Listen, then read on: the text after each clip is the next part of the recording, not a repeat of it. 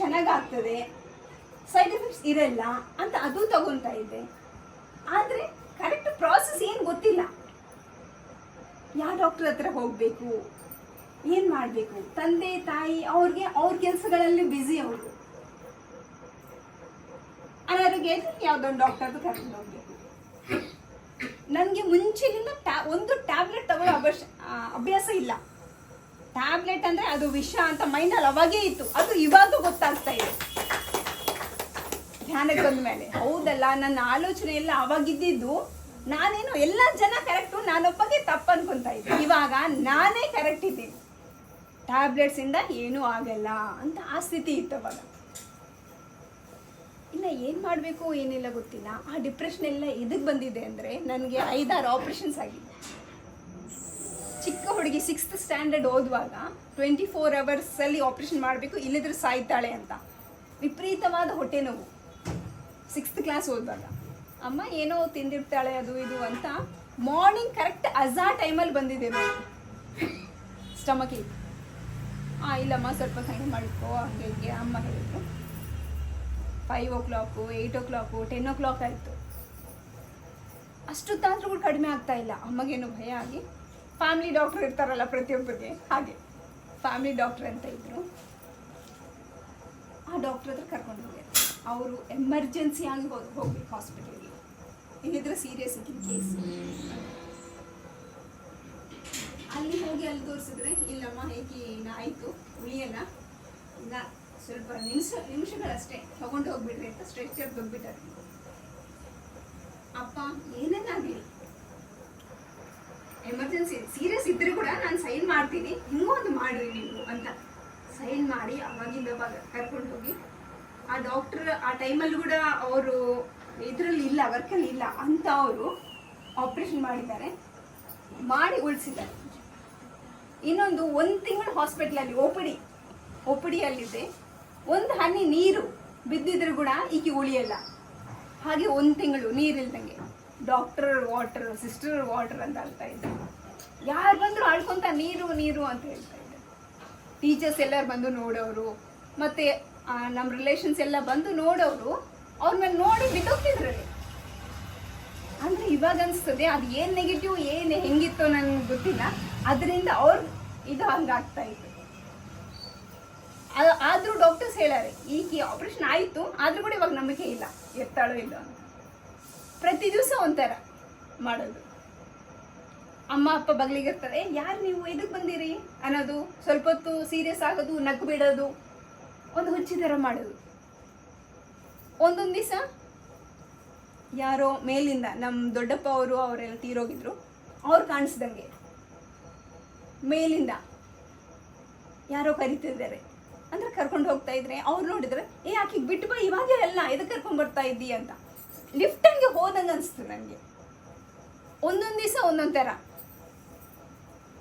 ಹಾಗೆ ಆ 1 ತಿಂಗಳು ಅಮ್ಮ ಅಪ್ಪ ನೋಡಿದ್ರೆ ಅಯ್ಯೋ ಯಾ ಕ್ಷಣ ಏನಾಗ್ತದೆ ಅಂತ ಅವ್ರ ಭಯ ಆಡ್ಕೊತಾ ಇರೋದು. ಈ ಡಾಕ್ಟರ್ಸ್ ಒ ಪಿ ಡಿಯಲ್ಲಿ ನಮ್ಮ ದೊಡ್ಡಪ್ಪ ಅವ್ರಿಗೆ ಎಲ್ಲರೂ ಗೊತ್ತಲ್ಲ, ಒ ಪಿ ಡಿಯಲ್ಲಿ ಎಲ್ಲ ಸ್ಪೆಷಲಿಸ್ಟ್ ಎಲ್ಲರೂ ಬರ್ತಾ ಇದ್ರು. ಬಂದು ಏನಪ್ಪ ಈ ಕೇಸ್ ಏನು ಅರ್ಥ ಆಗ್ತಾ ಇಲ್ಲ ಅಂತ ಅದು ನೋಡ್ಕೊಂಡು ಹೋಗಿ 1 ಮಂತ್ ಆಯಿತು ಪರವಾಗಿಲ್ಲ ಅಂಥೇಳಿ. ಆವಾಗ ಆ ಡಾಕ್ಟರ್ಸೇ ಅವ್ರು ಪಾರ್ಟಿ ಮಾಡ್ಕೊತಾ ಇದ್ದಾರೆ. ವಿಚಿತ್ರ, ಈಕೆ ಹೆಂಗೆ ಉಳಿದಿದ್ದಾಳೆ ಗೊತ್ತಿಲ್ಲ ಅಂತ. ಹಾಗೆ 1 ಮಂತ್ ಆದಮೇಲೆ ಮನೆಗೆ ಹೋಗಿನಿ. ಆವಾಗ ಸೇಮ್ ಒಂದು ಬೇಬಿ ಹುಟ್ಟಿದ ಮಗು ಥರ ನೋಡ್ಕೊಂಡಿದ್ದಾರೆ ನೋಡಿ. ನಡೆಯೋಕ್ಕಾಗಲ್ಲ, ಹಿಂಗೆ ಬೆಂಟಾಗ್ಬಿಟ್ಟಿದ್ದೀನಿ, ಕೂದಲೆಲ್ಲ ಇದಾಗ್ಬಿಟ್ಟವೆ, ಮಾತು ಬರ್ತಾ ಇಲ್ಲ. ಹಾಗಾಗಿ ನಿಧಾನವಾಗಿ ಅಮ್ಮ ಅಂದರೆ ಒಂದು ದೇವ್ರ ಥರ ನೋಡ್ಕೊಂಡಿದ್ದಾರೆ. ಆ ಡಾಕ್ಟರು ನರ್ಸು ಎಲ್ಲ ಚಿಕ್ಕ ಮಗು ಥರ. ಹಾಗೆ ಪ್ರತಿ ವಿಷಯದಲ್ಲಿ ನೋಡಿಕೊಂಡು ಇನ್ನು ನೋಡ್ರಿ, ಅವಾಗ ಏನಾಗ್ತದೆ, ನಾವು ಚೆನ್ನಾಗಾದ್ಮೇಲೆ ಏನು ಅನ್ಕೊತೀವಿ, ಚೆನ್ನಾಗಿದ್ದಾಳೆ. ಆದರೆ ಅಲ್ಲೇನಾಯಿತು, ಔಷಧ ಎಲ್ಲ ಹಾಕಿದ್ದು ಚಿಕ್ಕ ಮಕ್ಕಳಿಗಿಲ್ಲ, ಅದು ದೊಡ್ಡವ್ರಿಗೆ ಹಾಕಿದ್ದಾರೆ. ಅದರಿಂದ ಏನಾಗ್ತದೆ, ಸೈಡ್ ಎಫೆಕ್ಟ್ಸ್ ಬಂದು ಬ್ರೈನ್ಗಿದ್ದಾಗಿ ಅದೆಲ್ಲ ಎಫೆಕ್ಟ್ ಆಗ್ತದೆ, ಕೆಮಿಕಲ್ ಎಫೆಕ್ಟ್. ಅದು ಕೂಡ ಆಗಿದೆ ನನಗೆ. ಹಿಂದೆ ಜನ್ಮ ಕರ್ಮಗಳು ಇರ್ತವೆ, ಮತ್ತು ಇದು ಕೂಡ ಇರ್ತದೆ. ಹಾಗಾಗಿ ಬರ್ತಾ ಬರ್ತಾ ಕೋಪ ಸಿಟ್ಟು ಜಾಸ್ತಿ ಆಯಿತು. ಯಾರನ್ನೇನಂದ್ರೆ ತಗೊಂಡು ಹಾಕ್ಬಿಡೋದು. ಹಾಗೆ ಇನ್ನು ಬರ್ತಾ ಬರ್ತಾ ಮರ್ತೋಗ್ಬಿಡ್ತಾ ಇದ್ದೆ. ಇನ್ನು ಕ್ಲಾಸಲ್ಲಿ ಮಿಸ್ ಕರೆಕ್ಟ್ ಟೈಮ್ಗೆ ಹೋಗ್ತೀನಿ, ಫಸ್ಟ್ ಬೆಂಚ್, ನಾನು ಹೈಟಲ್ಲಿ ಕಡಿಮೆ, ಫಸ್ಟ್ ಕೂತ್ಕೊತೀನಿ, ಚೆನ್ನಾಗಿ ಕೇಳ್ತೀನಿ, ನೀಟಾಗಿ ಹೋಗ್ತೀನಿ, ಎಲ್ಲ ಐತೆ. ಆದರೆ ನೆನಪಿರಲ್ಲ ಮೇಡಮ್ ಏನು ಹೇಳೋದು. ನಾನು ಹೋಗಿ ಅಲ್ಲಿ ಕೂತ್ಕೊಂಡು ಮಾತಾಡಬೇಕು, ನಿಂತ್ಕೊಂಡು ಆನ್ಸರ್ ಕೊಡಬೇಕು, ಕ್ವಶನ್ಗೆ ಆನ್ಸರ್ ಹೇಳಬೇಕು, ಎಲ್ಲ ಒಳಗಡೆ ಐತೆ. ಆದರೆ ಯಾವುದು ಬರ್ತಾ ಇಲ್ಲ.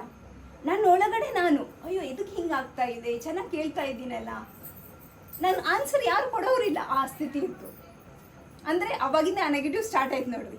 ಕೋಪ, ಭಯ ಆಗೋದು, ಮರುವು, ಅವು ನಿಧಾನಕ್ಕೆ ಗ್ರೋ ಆಗ್ತವೆ. ಈ ನೆಗೆಟಿವ್ಸ್ ಅನ್ನೋವು ಯಾವುದು ನೆಗೆಟಿವ್ಸ್ ಇರೋದು, ನಾನು ಹಾಗೆ ಇದ್ದರೆ ಅದು ಗ್ರೋ ಆಗ್ತಾ ಇರ್ತವೆ. ಅದು ಪ್ರಾಸೆಸ್ ಕಳಿಯೋದು ಹೇಗಂದರೆ, ಅದಕ್ಕೆ ಹ್ಯಾಪಿನೆಸ್ ಬೇಕು, ಆನಂದ, ಖುಷಿ ಬೇಕು, ಅವ್ರ ಜೊತೆ ಇರಬೇಕು ಯಾರನ್ನ. ನನಗೆ ಅಮ್ಮ ಅಪ್ಪ ಫುಲ್ ಬ್ಯುಸಿ. ಅಪ್ಪ ನೋಡಿದ್ರೆ ವರ್ಕಿಗೆ ಹೋಗಿ BSNL ಮಾಡ್ತಾಯಿದ್ರು.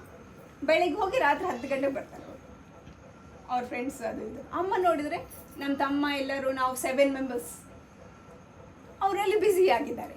ಆದರೆ ನಾವು ಚಿಕ್ಕವರು ಇದ್ದಾಗ ನಮ್ಗದು ಗೊತ್ತಾಗಲ್ಲ. ಅಮ್ಮ ನನಗೆ ನೋಡ್ಕೊತಾ ಇಲ್ಲ, ಅಮ್ಮ ಪ್ರೀತಿ ಮಾಡ್ತಾ ಇಲ್ಲ, ಅಮ್ಮ ನನ್ನ ಜೊತೆ ಇಲ್ಲ, ಅವ್ರಿಗೆ ತಮ್ಮವ್ರಿಗೆ ತಂಗಿಯವ್ರಿಗೆ ಪ್ರೀತಿಸಿದ್ದಾರೆ, ಅದು ಕುತ್ಕೊಂಡ್ಬಿಡ್ತದೆ.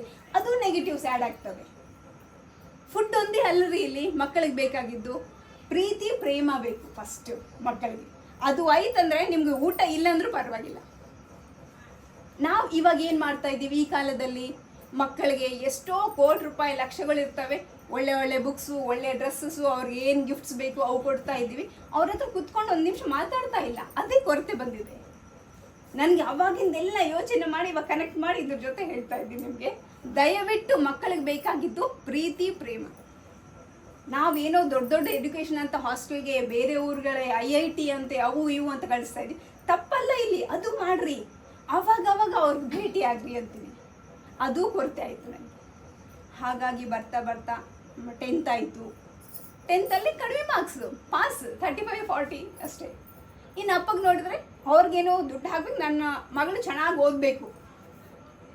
ಯಾರೋ ಇದರಿಂದ ಸೆಂಟ್ ಫಿಲೋಸ್ ಅಲ್ಲ, ಅವಾಗ ಫುಲ್ ಭಾರಿ ಚೆನ್ನಾಗಿತ್ತು. ಸ್ಟ್ಯಾಂಡರ್ಡ್ 20 years ಹಂಗೆ ಬ್ಯಾಕು. ಯಾರೋ ರೆಕಮೆಂಡೇಶನ್ನ ಸ್ಕೂಲಲ್ಲಿ ಜಾಯಿನ್ ಮಾಡ್ತಾರೆ. ಆದರೆ ನನ್ನ ಒಳಗಡೆ ಏನೂ ಇಲ್ಲ ಓದೋಕ್ಕೆ. 6th ಆಪ್ರೇಷನ್ ಆಯಿತು, ಬೇಸಿಕೇ ಇಲ್ಲ. ಅಲ್ಲಿ ಹೇಗೋ ಒಂದು ಹೋಗಿ ಕುತ್ಕೊಳ್ಳೋದು, ಏನು ಅರ್ಥ ಆಗ್ತಾ ಇಲ್ಲ. ಫ್ರೆಂಡ್ಸಲ್ಲಿ ಮಾತಾಡೋಕ್ಕೂ ಇಲ್ಲ. ಅವ್ರ ಜೊತೆ ಹೇಗಿರೋದು ಖುಷಿಯಾಗಿ. ಅವರು ಚೆನ್ನಾಗಿ ಓದ್ತಾ ಇದ್ದಾರೆ, ಆನ್ಸರ್ ಕೊಡ್ತಾ ಇದ್ದಾರೆ, ನನಗೆ ಬರ್ತಾ ಇಲ್ಲ. ಟೀಚರ್ಸ್ ಕೂಡ ಯಾರು ಚೆನ್ನಾಗಿ ಓದ್ತಾರೆ, ಚೆನ್ನಾಗಿ ಹೇಳ್ತಾರೆ, ಅವ್ರಿಗೆ ನೋಡ್ತಾ ಇರ್ತಾರೆ ಟೀಚರ್ಸ್. ನಾನು ಒಳಗಡೆ ಅವಾಗಿಂದ ಎಲ್ಲ ಗೊಂದಲ ಸ್ಟಾರ್ಟ್ ಆಯಿತು. ಮನೆಯಲ್ಲಿ ಹೇಳೋಕ್ಕಿಲ್ಲ, ಈಗ ಟೀಚರ್ಸ್ ಹೇಳೋಕ್ಕಿಲ್ಲ, ಇವ್ರ ಕಡೆ ಫ್ರೆಂಡ್ಶಿಪ್ಪು ಇಲ್ಲ, ಯಾವುದೂ ಇಲ್ಲ. ಆ ಟೈಪ್ ಬೆಳೆದಿದ್ದೀನಿ ನೋಡಿ, ಚಿಕ್ಕವರಿಂದ. ತಂದೆ ತಾಯಿ ಪ್ರೀತಿ ಇಲ್ಲ, ಫ್ರೆಂಡ್ಸು ಇಲ್ಲ. ಆ ಕ್ಷಣದಲ್ಲೇ ನಾವು ಫೋರ್ಟಲ್ಲಿ ಇದ್ದೀವಿ. ಅವಾಗ ರೀಗೋ ಸ್ಕೂಲ್ ಓದಿದ್ದೆ ಫಸ್ಟ್. ಶಿರಡಿ ಸಾಯಿಬಾಬಾ ಟೆಂಪಲ್ ಇದೆ ಅಲ್ಲಿ. ಆ ಚಿಕ್ಕವಳಿದ್ದಾಗ ಹೋಗಿ ಆ ಟೆಂಪಲ್ ಮುಂದೆ ಒಬ್ಬರಿಬ್ಬರು ಮನೆ ಹತ್ರ ಫ್ರೆಂಡ್ಸ್ ಇದ್ರು, ಅವ್ರ ಜೊತೆ ಹೋಗಿ ಕುಂತ್ಕೊಂತಿದ್ದಾಗ ಅವಾಗೇ ಆತ್ಮದರ್ಶನ ಅನ್ನೋದು, ಧ್ಯಾನ ಅನ್ನೋದು, ಸ್ಪಿರಿಚುವಾಲಿಟಿ ಅನ್ನೋದು ಅವಾಗೇ ಕನೆಕ್ಟ್ ಆಯ್ತು ನೋಡಿ. ಆ ಬಾಬಾಗೆ ನೋಡ್ತಾ ಇದ್ರೆ ಅದು ಏನೋ ಅವರೇ ನನಗೆ ಹೆಲ್ಪ್ ಮಾಡ್ತಾ ಇದ್ದಾರೆ, ಅವ್ರ ಮಡಿಲಲ್ಲಿ ಮಕ್ಕೊಂಡಂಗೆ ಅನಿಸ್ತಾ ಇತ್ತು. ಅಷ್ಟು ಹ್ಯಾಪಿ ಅನಿಸ್ತಾ ಇತ್ತು ಅವಾಗ. ಆ ಕ್ಷಣನೇ ನನಗೆ ಅವೆಲ್ಲ ನೆನ್ಪು ಮಾಡ್ತಾ ಇದ್ರೆ ಇವಾಗ ಕನೆಕ್ಟ್ ಆಗ್ತಾ ಇದೆ ನನಗೆ. ಆ ಮಾಸ್ಟರ್ ಫಸ್ಟ್ ದರ್ಶನ. ಅವಾಗ ನಮಗೆ ನಮ್ಮ ದೇವರು ಗೊತ್ತಿಲ್ಲ, ಹಬ್ಬಗಳು ಗೊತ್ತಿಲ್ಲ, ಅಮ್ಮ ಅಪ್ಪ ಬ್ಯುಸಿ. ಏನೋ ಹಬ್ಬ ಒಳ್ಳೆ ಮಾಡ್ತಾರೆ, ತಿಂಡಿ ಮಾಡ್ತಾರೆ, ತಿನ್ನೋದು ಆಯ್ತು ಅಷ್ಟೇ. ನಮ್ಮ ಮುಸ್ಲಿಮ್ಸ್ದು ಕೂಡ ಗೊತ್ತಿಲ್ಲ ನನಗೆ. ಹಾಗೆ ಡಿಗ್ರಿವರೆಗೆ ಆಯಿತು ನೋಡ್ರಿ ನನ್ನ ಲೈಫ್. ಆನಂದ ಖುಷಿ ಅನ್ನೋದೇ ಇಲ್ಲ ಲೈಫಲ್ಲಿ. ಹಾಗೆ ಬೆಳೆದಿದ್ದೀನಿ. ಇನ್ನೊಂದು ಮಿಡ್ಲ್ ಕ್ಲಾಸ್ ಫ್ಯಾಮಿಲೀಸ್, ಅಮ್ಮ ಅಪ್ಪ ಅವರು ಕೆಲಸಗಳಲ್ಲಿ ಅವ್ರು ಇರ್ತಾರೆ, ಅವ್ರದ್ದು ತಪ್ಪಿಲ್ಲ. ಒಂದು ಫಂಕ್ಷನ್ ಇಲ್ಲ, ಒಂದು ಬರ್ತ್ಡೇ ಇಲ್ಲ, ಹಾಗೆ ಬೆಳೆದಿದ್ದು. ಮಿಡ್ಲ್ ಕ್ಲಾಸ್ ಅನ್ನೋದು, ಲೋವರ್ ಮಿಡ್ಲ್ ಕ್ಲಾಸ್ ಅನ್ನೋದು ಅಷ್ಟು ಇದು ಇರ್ತದೆ ನೋಡ್ರಿ. ಡಿಗ್ರಿ ಆಯಿತು. ಡಿಗ್ರಿ ಆದಮೇಲೆ ಇನ್ನೇನು, ಇನ್ನು ಮದುವೆ ಮಾಡೋದು. ಮಿಡ್ಲ್ ಕ್ಲಾಸ್ ಅಂದರೆ ಅದು ಮನೆಯಲ್ಲಿ ದೊಡ್ಡ ಮಗಳು ನಾನೇ. ಇವೆಲ್ಲ ಅವಾಗ ಜಾಸ್ತಿ ಆಗ್ತಾ ಬಂದವು. ಫ್ರೆಂಡ್ಸ್ ಜೊತೆ ಲಿಮಿಟೆಡ್ ಫ್ರೆಂಡ್ಸ್ ಇರ್ತಾ ಇದ್ರು. ಏನಂದ್ರೆ ಏನು ಮಾತಾಡೋದು. ಇನ್ನೊಂದು, ನನಗೆ ಜನ ಅಲ್ಲಿ ಸೇರಲ್ಲ ಅಂದರೆ ಹೋಗಲ್ಲ. ಎದಕ್ಕಂದರೆ ಅಲ್ಲಿ ತಪ್ಪು ಅನ್ಕೋಬೇಡ್ರಿ, ಚಾಡಿಗಳೇ ಜಾಸ್ತಿ ಇರ್ತವೆ. ಅವ್ರ ಮಾತು ಇವ್ರ ಮಾತು ಹೆಚ್ಚಾಗಿ. ನಾನು ಚಿಕ್ಕ ಹುಡುಗರ ಜೊತೆ ಇರ್ತೀನಿ ಯಾವಾಗಲೂ. ನನಗೆ ಚಾಡಿ ಹೇಳೋದು ಅವೇನೇನು ಗೊತ್ತಿಲ್ಲ ಸರ್. ಯಾರ ಹತ್ರ ಹೇಗಿರ್ಬೇಕು, ದೊಡ್ಡವ್ರ ಹತ್ರ ಮಾತಾಡೋದೇ ಗೊತ್ತಿಲ್ಲ ನನಗೆ. ಚಿಕ್ಕವ್ರ ಹತ್ರ ಯಾವಾಗಲೂ ಇಷ್ಟ ಇರಲ್ಲ. ಹೋಗಿದ್ರೇ ಈಗಿನ ಮಾತು ಆಕಿನ್ಗೆ ಅವೇ ಇರ್ತವೆ ಎಲ್ಲಿ ನೋಡಿದ್ರೆ. ಅಂದರೆ ಎಲ್ಲರೂ ಹಂಗಲ್ಲ, 90% ಹಾಗಿರ್ತದೆ. ಇಷ್ಟ ಇರ್ತಿದ್ದಿಲ್ಲ ಅವ್ರ ಜೊತೆ ಹೋಗಿ. ಹಾಗಾಗಿ ಇನ್ನು ಮ್ಯಾರೇಜ್ ಮಾಡಿಬಿಟ್ಟಾರೆ. ಒಂದು ಮಗು ಥರನೇ ಇದ್ದೀನಿ ಒಳಗಡೆ, ಫಿಸಿಕಲ್ ಒಂದು ಬೆಳೆದಿದ್ದೀನಿ, ಮಗು ಥರನೇ. ಇನ್ನೊಂದು ನೋಡ್ರಿ, ಆ 6th ಕ್ಲಾಸಲ್ಲಿ ಹೈಟ್ ಇದ್ದಿದ್ದು ಅಷ್ಟೇ ಇದ್ದೀನಿ ನಾನು. ನಮ್ಮ ಮನೇಲಿ ಎಲ್ಲರೂ ಹೈಟ್ ಇದ್ದಾರೆ, ನಾನು ನೋಡಿದ್ರೆ ಇದೆ ಹೈಟು ಫಿಸಿಕಲ್ ಆಗಿ. ಇನ್ನೊಂದು, ಸ್ಕೂಲಲ್ಲಿ ಸ್ಪೋರ್ಟ್ಸ್ಗೆ ಅಲೋ ಮಾಡಿಲ್ಲ ನನಗೆ. ಅಮ್ಮ ಅಪ್ಪ ಬಂದು ಹೇಳಿದ್ದಾರೆ, ಹೀಗೆ ಸಿವಿಯರ್ ಆಪ್ರೇಷನ್ ಆಯಿತು, ಸ್ಪೋರ್ಟ್ಸೇ ಇಲ್ಲ. ಅದು ಎಷ್ಟು ಇಂಪಾರ್ಟೆಂಟ್, ಓದು ಎಷ್ಟು ಇಂಪಾರ್ಟೆಂಟು, ಸ್ಪೋರ್ಟ್ಸ್ ಅಷ್ಟೇ ಇಂಪಾರ್ಟೆಂಟ್, ಅದು ಇದ್ದಿಲ್ಲ ನನಗೆ. ಹೀಗಾಗಿ ಮೆಂಟಲಿ ವಿಕಲಾಂಗ ಆಗಿಬಿಟ್ಟಿದ್ದೀನಿ ನಾನು. ಅದು ನನಗೆ ಇವಾಗ ಈ ಧ್ಯಾನ ಕನೆಕ್ಟ್ ಮಾಡ್ತಾ ಇದ್ರೆ ಗೊತ್ತಾಗ್ತಾ ಇದೆ. ಮ್ಯಾರೇಜ್ ಆಯಿತು. ಇನ್ನು ಮ್ಯಾರೇಜ್ ಅಂದರೆ ಎಷ್ಟು ಭಾರ ಇರ್ತದೆ ಎಲ್ಲ. ಇವ್ರಿಗೆ ಆವಾಗ ಜಾಬು ಏನಿದ್ದಿಲ್ಲ. ಅಪ್ಪ ಇವ್ರ ಎಡ್ಯುಕೇಷನ್ ನೋಡಿ ಕೊಟ್ಟಿದ್ದಾರೆ. ಇವ್ರ ತಾಯಿ ಮಾತುಗಳು, ನಮ್ಮ ಅಪ್ಪಗೇನು ನಿಜಾಯಿತಿ ಬೇಕು. ಇವ್ರಿಗಿರೋದು ಆಸ್ತಿ ಅಂತಸ್ತು ಯಾವುದೂ ಇಲ್ಲ. BSc BEd ಮಾಡಿದ್ದಾರೆ. ಆವಾಗ ಸ್ಕೂಲ್ ಒಂದು ರನ್ ಮಾಡ್ತಾಯಿದ್ರು. ನಾರ್ಮಲ್ ನಮ್ಕನ್ನ ಕಡಿಮೆ ಇದ್ದವರು ಅವರು ಆ ಸ್ಟೇಜಲ್ಲಿ ಇದ್ರು. ಅವಾಗ ಅಪ್ಪ ಇಲ್ಲ, ನಿಜಾಯಿತಿಯಾಗಿ ಇದ್ದಾರವರು, ಕೊಡೋಣ ಅಂತ. ಹಾಗೆ ಮಾಡಿ ಮದುವೆ ಆಯಿತು. ಇವರು ಟೀಚರಾಗಿ ಅಲ್ಲಿ ಸ್ಕೂಲಲ್ಲಿ ವರ್ಕ್ ಮಾಡ್ತಾಯಿದ್ರು. ಇನ್ನು ಹಾಗೆ ಇರ್ತಾ ಒಂದು 2 ಇಯರ್ಸ್ಗೆ ಟೀಚರಾಗಿ ಜಾಬ್ ಬಂತು. ಇದ್ದಾರೆ ಬಳ್ಳಾರಿಯಲ್ಲಿ ಬೇವಿನಹಳ್ಳಿ ಅಂತ, ಬೇವಿನಹಾಲ್ ಇಲ್ಲಿ ಲಾಸ್ಟ್ ಈ ಕಡೆ ಹಾಕಿದ್ದಾರೆ.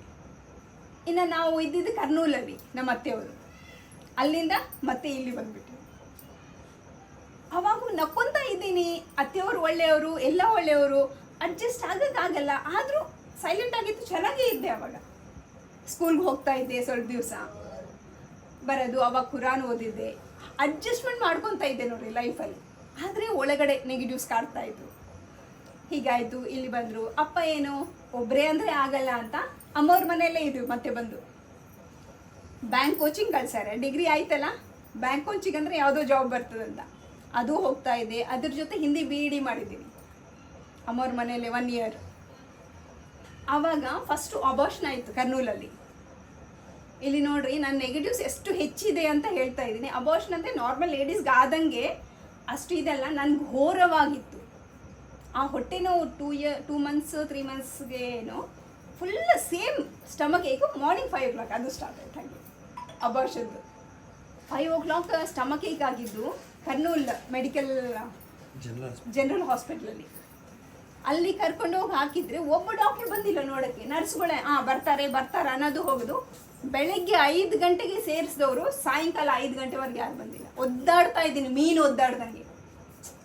ಅದು ಇವಾಗ ಗೊತ್ತಾಗ್ತಾ ಇದೆ, ನನ್ನ ಕರ್ಮಗಳು ಇದ್ದಾವೆ, ನಾನೇನೋ ಮಾಡಿದ್ದೀನಿ, ಅದಕ್ಕೆ ಹೀಗಾಗಿದೆ ಅಂತ. ಆವಾಗ ಅದೇನು ಗೊತ್ತಿಲ್ಲ, ಯಾರು ಬಂದಿಲ್ಲ, ಏನಪ್ಪ ಈ ಜೀವನ, ಇದಕ್ಕನ್ನ ಸಾವು ಮೇಲು ಅಂತ ಅನ್ಕೊಂಡಿಲ್ಲ. ಲಾಸ್ಟ್ ಆ ನೋವು ಹೆಚ್ಚಾದಾಗ ಸಾವೇ ಮೇಲಿದ್ರಕ್ಕಂತ ಅಂತ ನೋಡ್ರಿ ಎಷ್ಟು ಘೋರವಾಗಿ. ಅವೆಲ್ಲ ಪಾರ್ಟ್ಸ್ ಎಲ್ಲ ಏನಾಗ್ಬಿಟ್ಟಿರ್ತದೆ. ಹಾಗಾಗಿ ಅದೊಂದಾಯಿತು. ಮತ್ತು ಇಲ್ಲಿ ಬಂದಾಗ BEd ಮಾಡ್ತಾ ಇದ್ದೆ. ಇನ್ನೊಂದು ಮಗು, ಫಸ್ಟ್ ಅಬಾರ್ಷನ್ ಆಯಿತು, ಮತ್ತೆ ಮಗು. ಆ ಮಗು 8-10 ಮಂತ್ಸ್ ಮಗು ಇದ್ದಾಗ ನಾನು BEd ಮಾಡ್ತಾ ಇದ್ದೆ. ಅಲ್ಲೇ ನಾನು ಚಿಕ್ಕವಳಿದ್ದಾಗ ನನ್ನ ತಾಯಿ ಪ್ರೀತಿ ಕರೆದಿದ್ದೀನಿ. ಇಲ್ಲಿ ಸೇಮ್ ಅದೇ ಆಯಿತು. ನನ್ನ ಮಗುಗೆ ನೋಡ್ಕೊಂಡಾಗ ನಾನು ಹತ್ತಿರ ಇಲ್ಲ, ನಾನು ಕಾಲೇಜ್ಗೆ ಹೋಗ್ತಾ ಇದ್ದೆ. ಅಲ್ಲಿ ಚಿಕ್ಕ ಮಕ್ಕಳಂದ್ರೆ ಎಷ್ಟು ಪ್ರೀತಿ ಅಂದ್ರೆ ಅಷ್ಟು ಪ್ರೀತಿ ನನಗೆ. ಅವ್ರಿಗೂ ನೋಡ್ಕೊಳ್ಳೋಕ್ಕೆ ನಾನು ಕಾಲೇಜ್ ಕಂಪಲ್ಸರಿ ಹೋಗ್ಬೇಕು. 9ಗೆ ಹೋಗಿ 5-6 ಬರ್ತೀನಿ. ಅಷ್ಟೊತ್ತು ಅಮ್ಮ ಜೊತೆ ಇರ್ತಾರೆ. ಅಮ್ಮ ಚೆನ್ನಾಗಿ ನೋಡಲ್ಲ ಅಂತಲ್ಲ, ಭಾರಿ ಅದ್ಭುತವಾಗಿ ನೋಡ್ಕೊತಾರೆ. ಆದರೆ ಮಗುಗೆ ಕನೆಕ್ಟು ತಾಯಿನೇ. ಯಾರೆಷ್ಟು ಚೆನ್ನಾಗಿ ನೋಡ್ಕೊಂಡ್ರು ಕೂಡ ತಾಯಿ ಪ್ರೀತಿ ಬೇಕು, ತಾಯಿಗೆ ಅಪ್ಕೋಬೇಕು, ಆವಾಗೇ ಅವ್ರಿಗೆ ಚೆನ್ನಾಗಿರೋದು. ಹಾಗಾಗಿ ಆ ಮಗು ಅವನು ಒಳಗಡೆನೇ ಕೊರಗ್ತಾ ಇದ್ದಾನೆ, ಅಮ್ಮ ಯಾವಾಗ ಬರ್ತಾನಂತ. ಹಾಗೆ ವಾಚ್ ಮಾಡ್ಕೊಂಡು ಕೂತ್ಕೊಂತಾನೆ ನೋಡ್ರಿ. ನಮ್ಮಿಂದ ಆ ಮಗು ಪ್ರೀತಿ ಇಲ್ಲ ಅಂದರೆ ಅವ್ರಿಗೂ ಅದು ಬ್ಲಾಕ್ ಸ್ಟಾರ್ಟ್ ಆಗ್ತದೆ. ಹೊಟ್ಟೆಯಲ್ಲಿ ಸ್ವಲ್ಪ ಇರ್ತದೆ, ನಾವು ಹೆಂಗಿರ್ತೀವಿ ನಮ್ಮ ಮೈಂಡ್ ಸೆಟ್ಟು ಅದೇ ಮಕ್ಕಳಿಗೆ ಇರ್ತದೆ. ಅದಕ್ಕೆ ಪ್ರೆಗ್ನೆಂಟ್ ಲೇಡೀಸ್ಗೆ ಯಾವಾಗಲೂ ಖುಷಿಯಾಗಿರಬೇಕು, ಬುಕ್ಸ್ ಎಲ್ಲ ಆಧ್ಯಾತ್ಮಿಕ ಪುಸ್ತಕಗಳು ಓದಬೇಕು ಅಂತ ಹೇಳೋದು. ಒಳ್ಳೆ ಮಾತುಗಳ ಕೇಳಬೇಕು, ಸ್ಟೋರೀಸ್ ಕೇಳಬೇಕು ಅಂತ ಹೇಳ್ತಾ ಇರ್ತಾರೆ. ಹಾಗಾಗಿ ಆ ಮಗುಗೆ ಹಾಗಾಯಿತು. ಇನ್ನು ನೋಡಿರಿ, BEd ಆದಮೇಲೆ ಟೀಚರ್ ರೆಕ್ರೂಟ್ಮೆಂಟ್ ಫಸ್ಟ್ ಟೈಮ್ ನನಗೆ ಜಾಬ್ ಬಂತು ಹಿಂದಿ ಟೀಚರಾಗಿ. ಇವರು ಪ್ರೈಮರಿ ಟೀಚರಾಗಿ ಮಾಡ್ತಾಯಿದ್ರು, ನನಗೆ ಹೈಸ್ಕೂಲ್ ಟೀಚರಾಗಿ ಹಿಂದಿ ಪೋಸ್ಟಿಂಗ್ ಬಂತು. ಇನ್ನು ಹ್ಯಾಪಿನೆಸ್ ಅಂದರೆ ಭಾರಿ ಹ್ಯಾಪಿ. ಮತ್ತೆ ನೋಡ್ರಿ ನನ್ನ ಗ್ರಹಚಾರ ಹೇಗಿದೆ ಅಂದರೆ 1 ವೀಕ್ಗೆ ಅದು ಪೋಸ್ಟಿಂಗ್ ಕೂಡ ರಾಯಚೂರು ಹತ್ರ ಅಂತ ಹಾಕಿದ್ದಾರೆ. ಅದು ಯಾವುದೋ ವಿಲೇಜ್ ಅಂತ ವೆರಿಫಿಕೇಷನ್ಗೆ ಗುಲ್ಬರ್ಗ ಹೋಗಿ ಅಲ್ಲಿ ಏನಾಯಿತು, ಅಲ್ಲಿ ನನ್ನಂತ ಯಾರೋ 20 ಮೆಂಬರ್ಸ್ಗೆ ಯಾವುದೋ ಒಂದು ಪ್ರಾಬ್ಲಮ್ ಇಂದ ತೆಗೆದುಬಿಟ್ಟಾರೆ ಜಾಬಿಂದ. 1 ವಾರಕ್ಕೆ ಇನ್ನೂ ಜಾಯಿನ್ ಆಗಿಲ್ಲ. ಜಾಬ್ ಬಂದು ಹೋಯ್ತಂದ್ರೆ ಆ ಕಷ್ಟ ಹೇಗಿರ್ತದೆ ನೋಡ್ರಿ. ಅಮ್ಮವ್ರ ಮನೆಯಲ್ಲಿ ಇದ್ದೆ, ಚಿಕ್ಕ ಮಗು ಜೊತೆ ಇದ್ದೆ, ಅವ್ರಿವ್ರು ಏನೇನೋ ಅಂತ ಇದ್ದಾರೆ. ಅದು ಇವೆಲ್ಲ ಸೇರ್ಕೊಂಡು ಒಬ್ಬ ಏನಪ್ಪ ಈ ಲೈಫು. ಚಿಕ್ಕವಳಿದ್ದಾಗ ಆಪರೇಷನ್ ಆಯ್ತು, ಚಿಕ್ಕವಳಿದ್ದಾಗ ಆಪರೇಷನ್ ಆಗಿತ್ತು, ಮತ್ತೆ ಆ ಅಬಾರ್ಷನ್ದೊಂದು, ಮತ್ತೆ ಈ ಜಾಬ್ದೊಂದು. 1 ಇಯರ್ ಹೊರಗಡೆ ಹೋಗಿಲ್ಲ, ಡಿಪ್ರೆಷನಲ್ಲಿ ಹೋಗ್ಬಿಟ್ಟು ಈ ಜೀವನ ಎದಕ್ಕೆ ನನಗೆ ಹಿಂಗಾಗಿ ಇದೆಲ್ಲ ಇದು ಮಾಡ್ಕೊಂತ ನಾವು ಒಳ್ಳೆ ಕಡೆಯೇ ಹಿಂಗೆ ಕೊಡ್ತಾ ಇದ್ರೆ ಆ ನೆಗೆಟಿವ್ ಸೇರಿ ಸೇರಿ ಸೇರಿ ಅದಕ್ಕೆ ಡಿಪ್ರೆಷನ್ ಅನ್ನೋದು. ಮತ್ತೆ ಹೊರಗೆ ಬರೋಕ್ಕೂ ದಾರಿ ಇಲ್ಲ ಅಂಥ ಜೀವನದಲ್ಲಿ. ಅದು 1 ಇಯರ್ ಹೋಯಿತು. ಇನ್ನು ಹಾಗೆ ನಿಧಾನವಾಗಿ ಹೊರಗೆ ಬಂದು ಟೀಚರಾಗಿ ಹೋಗ್ತಾ ಇದ್ದೆ ಪ್ರೈವೇಟ್ ಸ್ಕೂಲ್ಸಲ್ಲಿ. ಸ್ವಲ್ಪ ದಿವಸ ಹೋಗಿನಿ, ಎನರ್ಜಿ ಇಲ್ಲ, ಆ ನೆಗೆಟಿವ್ಸ್ ಹೆಚ್ಚಾಗ್ಯಾವೆ, ಪಾಸಿಟಿವ್ ಎನರ್ಜಿ ಇಲ್ಲ. ಸ್ಕೂಲ್ಗೆ ಹೋಗ್ತೀನಿ, ಸಾಕಾಗಿ ಬಿಟ್ಟು ಬರ್ತೀನಿ. ನನ್ನ ಬಗಲಿಗೆ ಬೇರೆ ನನ್ನ ಏಜ್ ಅವ್ರು ಹೋಗಿ ಬರ್ತಾರೆ, ಎಷ್ಟು ಸ್ಫೂರ್ತಿಯಾಗಿ ಅವ್ರು ಕೆಲ್ಸಕೊಂಡು ಮಾಡ್ಕೊತಾರೆ, ಎಲ್ಲ ಇರುತ್ತೆ. ನನಗಾಗ್ತಾ ಇಲ್ಲ. ಎದಕ್ಕೆ ಆವಾಗ ಗೊತ್ತಿಲ್ಲ ಪಾಸಿಟಿವ್ ಎನರ್ಜಿ ನೆಗೆಟಿವ್ ಎನರ್ಜಿ ಇವೆಲ್ಲ ಅಂತ. ಹಾಗೆ ಸ್ವಲ್ಪ ದಿವಸ ಹೋಗಿ ಡ್ರೀಮ್ ವರ್ಲ್ಡ್ ಮಾಡೀನಿ, ಅಲ್ಲಲ್ಲಿ ಸ್ಕೂಲ್ಸ್ ಮಾಡ್ತಾ ಇದ್ದೀನಿ, ಆದರೆ ಆಗ್ತಾ ಇಲ್ಲ, ಬಿಟ್ಬಿಟ್ಟಿನಿ. ಮತ್ತೆ ಟ್ಯೂಷನ್ ಸ್ಟಾರ್ಟ್ ಮಾಡೀನಿ. ನನಗೆ ಎಲ್ಲವೂ ಡಿಸಿಪ್ಲಿನು, ಎಲ್ಲ ಕರೆಕ್ಟ್ ಟೈಮ್ ಟೇಬಲ್ ಎಲ್ಲವೂ ಇದೆ. ಆದರೆ ನಾನು ಮಾಡಿದ್ದು ಕರ್ಮಗಳು ಹಿಂದಿಂದು ಇವಾಗಾಗಿದ್ದು ಎಲ್ಲವೂ ಸೇರಿ ಅದು ಬ್ಯಾಲೆನ್ಸ್ ಮಾಡೋಕ್ಕೆ ಆಗ್ತಾ ಇಲ್ಲ. ದಾರಿ ಏನು ಗೊತ್ತಿಲ್ಲ, ಗೊಂದಲದಲ್ಲಿ ಏನು ಮಾಡಬೇಕು. ಚಕ್ರವ್ಯೂಹದಲ್ಲಿ ಇವರು ಅಭಿಮನ್ಯು ಸಿಕ್ಕಾಕೊಂತಾನಲ್ಲ, ಆ ಟೈಪ್ ಆಗಿತ್ತು ಎಲ್ಲ. ಹಾಗೆ ಇದ್ದಾಗ ಇನ್ನು ಟ್ಯೂಷನ್ಸು ಒಬ್ಬ ಮಗು ಇಬ್ಬರಿಂದ ಸ್ಟಾರ್ಟ್ ಮಾಡೀನಿ. ನಾನು ನಿಜಾಯಿತಿ ಇರಬೇಕು ನನಗೆ. ಆ ಮಕ್ಕಳು ಕಲಿಸ್ತಾರೆ, ಅವರು ನಮ್ಮ ಮೇಲೆ ವಿಶ್ವಾಸವಾಗಿ ಕಲಿಸ್ತಾರೆ, ಚೆನ್ನಾಗಿ ಓದಿಸ್ತಾರೆ ಅಂತ. ಹಾಗಾಗಿ ಒಬ್ಬರಿಬ್ಬರಿದ್ರು ಅವ್ರು ಚೆನ್ನಾಗಿ ಓದಿ ನನ್ನ ಗಂಡಗೂ ನೋಡಲ್ಲ, ಮಕ್ಕಳಿಗೆ ನೋಡಲ್ಲ, ಅವ್ರ ತಿಂಡಿ ಎಲ್ಲ ನನ್ನ ಡೋಂಟ್ ಕೇರ್. ಫಸ್ಟ್ ಆ ಮಗು ವರ್ಕ್ ಆಗಬೇಕು. ಹಾಗೆ ಮಾಡ್ತಾ ಮಾಡ್ತಾ ರೂಮ್ ಇಲ್ಲಿಂದ ಅಲ್ಲಿವರೆಗಿತ್ತು ಒಂದು 50 ಹುಡುಗರು ಒಬ್ಬರಿಬ್ಬರಿಂದ. ಹಾಗೆ ಆ ಟ್ಯೂಷನ್ ಎಲ್ಲ ಅದ್ಭುತ ನಡೀತಾ ಇತ್ತು. ಇವ್ರ ಸ್ಯಾಲ್ರಿ ಸ್ಟಾರ್ಟಿಂಗ್ ಕಡಿಮೆ, ಅದ್ರ ಜೊತೆ ನನ್ನ ಟ್ಯೂಷನ್ದು, ಹಾಗಾಗಿ ಪರವಾಗಿಲ್ಲ ಲೈಫು. ಆದರೆ ಒಳಗಡೆ ಆ ನೆಗೆಟಿವ್ಸ್ ಬೆಳೀತಾ ಬೆಳೀತಾ ಬೆಳೀತಾ ಇನ್ನು ಟ್ಯೂಷನ್ಸು ಅದ್ರ ಜೊತೆ ಏನಾಯ್ತಂದರೆ ಬೇರೆ ಪ್ರಪಂಚದ ಕಾಂಟ್ಯಾಕ್ಟೇ ಇಲ್ಲ. ನನ್ನ ಮನೆ ವರ್ಕು, ಸ್ಕೂಲ್ಗೆ ಇವ್ರು ಕಳಿಸೋದು, ಮಕ್ಕಳು ಕಳಿಸೋದು, ಟ್ಯೂಷನ್ ಅಷ್ಟೇ.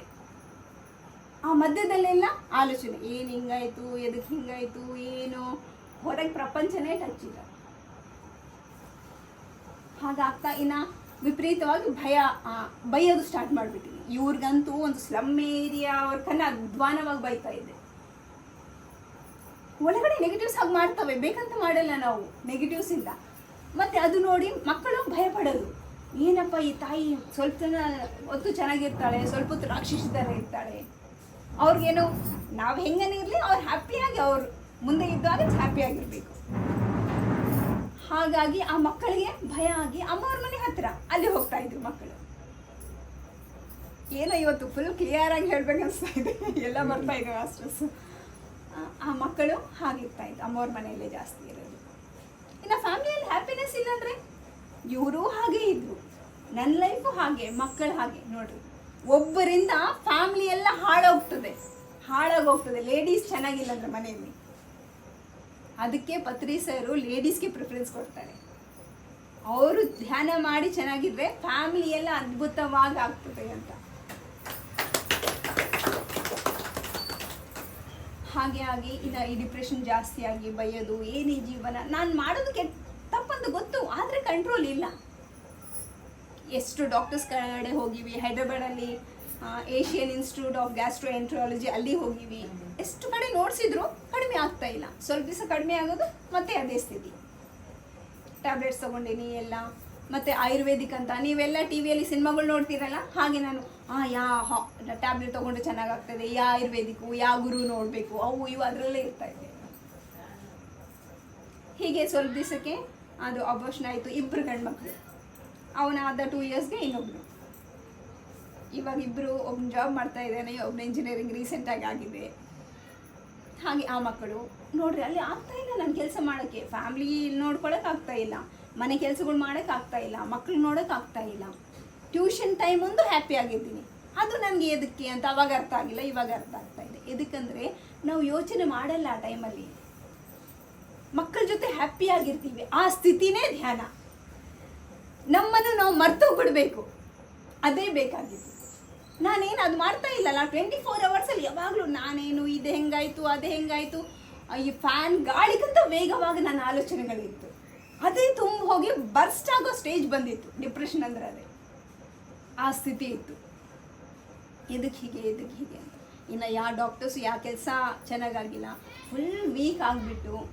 ಇನ್ನು ಟ್ಯೂಷನ್ಸ್ ಒಂದು 10 ಇಯರ್ಸ್ ಹಾಗೆ ನಡೀತಾ ಇತ್ತು. ಈ ಗೊಂದಲ ನನ್ನ ಒಳಗಡೆ ಎಲ್ಲ ನೆಗೆಟಿವ್ಸ್ ನಡೀತಾ ಇತ್ತು. ಹಾಗೆ ಏನೇನು ಫಂಕ್ಷನ್ಸ್ಗೆ ಹೋಗೋದು ಎಲ್ಲ ನೋಡ್ಸೋಕ್ಕೆ ರೆಡಿ ಆಗೋದು, ಅಮ್ಮ ಜೊತೆ ಹೋಗೋದು, ಅಮ್ಮ ಅವ್ರ ಮನೆ ಹತ್ರ ಹಾಗೆ ಇರ್ತಾಯಿತ್ತು. ಹ್ಯಾಪಿಯಾದ ಜೀವನ ಇಲ್ಲ ಅಸಲು. ಇನ್ನು ಸ್ವಲ್ಪ ದಿವಸಕ್ಕೆ ಹರ್ನಿಯಾ ಆಪ್ರೇಷನ್ ಅಂತ ಆಯಿತು. ಒಳಗೆಲ್ಲ ಪಾರ್ಟ್ಸ್ ವೀಕ್ ಆಗ್ತಾ ಇದ್ದಾವೆ. ಫಸ್ಟ್ ಅಬಾರ್ಷನ್ ಆಗಿತ್ತು, ಮತ್ತು ಇಬ್ಬರು ಸಿಸರಿನ್, ಇಬ್ಬರು ಮಕ್ಕಳು. ಅದಕ್ಕಿಂತ ಮುಂಚೆ ಚಿಕ್ಕವಳಿದ್ದಾಗ ಆಪ್ರೇಷನ್ ಆಗಿತ್ತು. ಮತ್ತು ಹರ್ನಿಯಾ ಆಪ್ರೇಷನ್ ಅಂತ, ಕೊಳ್ಳೆಲ್ಲ ವೀಕ್ ಆಗಿಬಿಟ್ಟು ಇಷ್ಟು ದೊಡ್ಡ ಮೆಶ್ ಹಾಕಿ ಅದು ಆಪ್ರೇಷನ್ ಮಾಡಿತ್ತು. ಆ ಆಪ್ರೇಷನಾಗ ರೆಕಾರ್ಡ್ಸಲ್ಲಿ ಗಾಲ್ ಬ್ಲ್ಯಾಡರ್ ಸ್ಟೋನ್ಸ್ ಇದೆ ಅಂತ ಬಂದಿತ್ತು. ಡಾಕ್ಟ್ರ್ ಏನು ನಕ್ಕೊಂತ, ಆಯ್ತಮ್ಮ ಇದು ಮಾಡಿಕೊಂಡು ಒಂದು 3 ಮಂತ್ಸ್ಗೆ ಬಾ, ಅದು ನೋಡೋಣ ಅಂತ. ಒಂದು ಹಾವಿಗೆ ಚುಚ್ಚಿ ಕೊಲ್ತಾರಲ್ಲ ಆ ಸ್ಥಿತಿ ಇತ್ತು. ಹೋರವಾಗ ಪೇನ್ಸ್ ಹೆಚ್ಚಾಗ್ಬಿಟ್ಟು ಇನ್ನು ಸಹಿಸ್ಕೊಳ್ಳೋಕೆ ಆಗ್ತಾ ಇಲ್ಲ ಆ ಸ್ಟೇಜು. ಇನ್ನು ಸತ್ರು ಡಾಕ್ಟ್ರ್ ಹತ್ರ ಬರಲ್ಲ ಅಂತ ಡಾಕ್ಟ್ರ್ ಮುಂದೆನೇ ಹೇಳಿ ಬಂದ್ಬಿಟ್ಟಿದ್ದೀನಿ ನಾನು. ಈ ನರ್ಕದ ಜೀವನ ಇನ್ನು ಬೇಡಪ್ಪ, ಈ ಡಾಕ್ಟರ್ಸ್ ಬೇಡ, ಈ ಟ್ಯಾಬ್ಲೆಟ್ಸ್ ಬೇಡ, ಇನ್ನು ಗ್ಲೂಕೋಸ್ ಹಾಕಿಬಿಡು ನರಗಳು ಸಿಗ್ತಾ ಇಲ್ಲ. ಹಾಗಾಗಿ ಡಾಕ್ಟರ್ ವಿಜಯ್ ಕುಮಾರಿ ಅಂತ ಕೊಲ್ಬಜಾರಲ್ಲಿದ್ದರು. ನೀನು ಟೈಗರ್ ಅಂತ ಹೇಳ್ತಾ ಇದ್ರು. ನನ್ನ ಪ್ರಾಬ್ಲಮ್ಸ್ಗೆ ನಾನು ಸಹನೆ ಮಾಡ್ಕೊಂಡು ಹಂಗೆ ಇರ್ತಾ ಇದ್ರೆ, ನೀನು ಗ್ರೇಟು, ನೀನೊಂದು ಟೈಗರ್ ಹಂಗೆ ಅಂತ ಹೇಳ್ತಾ ಇದ್ರು ಅವರು. ನಕ್ಕೊಂತ ಇರ್ತೀನಿ, ಆದರೂ ಒಳಗಡೆ ಇಲ್ಲ, ಮೈಂಡ್ಫುಲ್ ವರ್ಕ್. ಹಾಗೆ ಇದು ಅದು ಆಯಿತು. ಇನ್ನು ನೋಡ್ರಿ ಡಿಪ್ರೆಷನ್ ಸ್ಟೇಜ್. ಇನ್ನು ಆಯ್ತಪ್ಪ, ನನಗೆ ಹಸ್ಬೆಂಡ್ ನೋಡೋಕೆ ಆಗ್ತಾ ಇಲ್ಲ, ಮಕ್ಕಳು ನೋಡ್ಕೊಳಕ್ಕೆ ಆಗ್ತಾ ಇಲ್ಲ, ಸೂಸೈಡ್ ಮಾಡ್ತೀನಿ. ರಾತ್ರಿ ನಿದ್ದೆ ಇಲ್ಲ, ಬ್ಯಾಕ್ ಪೇನ್ ಬಂತು, ಸ್ಪಾಂಡ್ಲೈಟಿಸ್ ಬಂತು, ತಲೆನೋವು ಬಂತು. ಇಲ್ಲಿಂದ ಬಜಾರ್ಗೆ ಬೆಂಗಳೂರು ರೋಡ್ ಹೋಗ್ಬೇಕಂದ್ರೆ ಹೋಗಿ ಬಂದರೆ ಕಣ್ಗರ್ರ ಅಂತ ತಿಕ್ಕಿ ಬಿದ್ದೋಗೋದು. ಇನ್ನು ಡಾಕ್ಟ್ರ್ ನೋಡಿದ್ರೆ ಒಂದು ಕೆಲಸ ಸರಿಗೆ ಮಾಡಬಾರ್ದು, ನೀನು ಸ್ಟೆಪ್ಸ್ ಹತ್ತಬಾರ್ದು, ನೀರು ಎತ್ತಬಾರ್ದು, ಇವೆಲ್ಲ ಹೇಳಿದ್ದಾರೆ. ಬೇಡಪ್ಪ, ಈ ಲೈಫೇ ಬೇಡ, ಲೈಫ್ ಅಂದರೆ ಹ್ಯಾಪಿಯಾಗಿರಬೇಕು, ಮನೆಯಲ್ಲಿ ಹಸ್ಬೆಂಡ್ಗೆ ಮಕ್ಕಳಿಗೆ ನೋಡ್ಕೋಬೇಕು, ಅದೇ ಇಲ್ಲ, ನನಗೆ ಬೇಡ ಇಲ್ಲ. ಸೂಸೈಡ್ ಮಾಡ್ಕೊಳ್ಳೋಕ್ಕೆ ಮತ್ತೆ ಮಕ್ಕಳು ಕಣ್ಣಲ್ಲಿ ಕಾಣಿಸ್ತಾರೆ. ಇಲ್ಲೇ ಜೀವನ ಹೆಂಗೋ ಒಂದು ಹೋಗ್ತದೆ, ಆ ಸ್ಟೇಜ್ ಬಂದ್ಬಿಟ್ಟಿನಿ. ಹೀಗೆ ಇದ್ದಾಗ ನಮ್ಮ ಮನೆ ಹತ್ರ ನೇಬರ್ ಒಬ್ರು, ಇನ್ನು ಯೋಗಾಸನ ಮಾಡೋಕ್ಕೆ ಆಪ್ರೇಷನ್ಸ್ ಆಗಿದ್ದಾವೆ, ಬಗ್ಗಕ್ಕೆ ಏನು ಮಾಡೋಕ್ಕಾಗಲ್ಲ. ಹಾಗಾದಾಗ ಇಷ್ಟೇ ಜೀವನ ಹಿಂಗೆ ನಡಿಬೇಕು, ಹೆಂಗೋ ಒಂದು ಹೋಗ್ತಾ ಇದೆ, ಹಾಗೆ ಹೋಗ್ಬೇಕಂತ ಅಂದ್ಕೊಂಡು ಡಿಸೈಡ್ ಆಗಿಬಿಟ್ಟಿದ್ವಿ. ಎಷ್ಟು ದಿವಸ ನಡೀತದೆ ಅಷ್ಟು ದಿವಸ ಅಂತ.